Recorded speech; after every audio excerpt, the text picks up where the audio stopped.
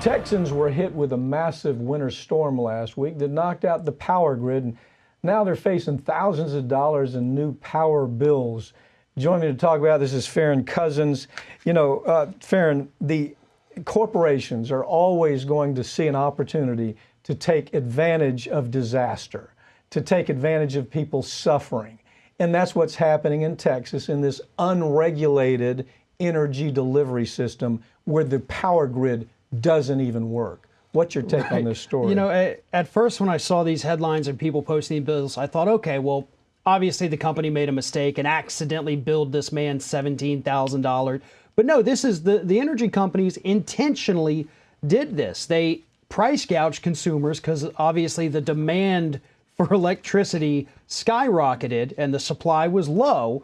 So they justified this. And now these energy companies that are charging people $16,000, $8,000, $5,000, whatever it is, they're saying pay up or we're cutting your power. So this is not a mistake, and this is not something the power companies are willing to forgive. They're saying give us $10,000 for 1 month of electricity or you're off the grid. Well, in a real capitalism free-for-all, in an unregulated setting, you always see these hyenas. I mean, these bottom feeders, corporate bottom feeders coming out to squeeze every dime they can out of this. Most of the time, it's the suffering consumer. That's certainly the situation this one. Man was charged $17,000, as you point out, in some of these costs. But if you go back to the beginning of it, it's Abbott. Okay, yeah. Governor Abbott said, well, we want no regulation here. Where it comes to power source delivery, you can choose whatever company you want. And that's great until there's a wholesale power problem like we have here, right? Right, absolutely. And, you know, Texans are very unique in that, and they can actually choose, well, I'll get my electricity from company A instead of company B. But also, they have these agreements, I guess, where they do pay what they call wholesale prices.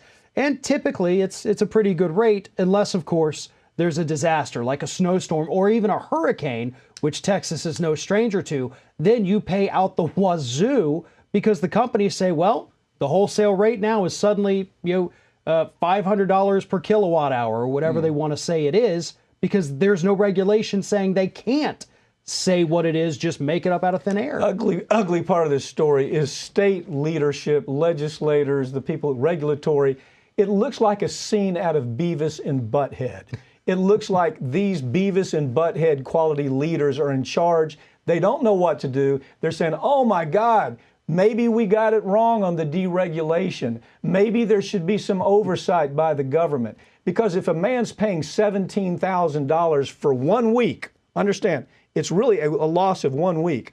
I don't care how much he saves the rest of the year.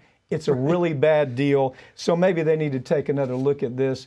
I doubt they will, because corporations control, in Texas, corporations control everything from regulatory all the way to the Supreme Court of the state. The worst Supreme Court in the United States is right there in Texas. Well, and this is a story, these people are going to be fighting these bills probably in lawsuits for years to come. This is not something that gets resolved by the end of the month or probably even by the end of this year. There's going to be the price gouging lawsuits, and we'll talk about those when they happen. But these people are in for a world of legal fights with these companies. World of hurt.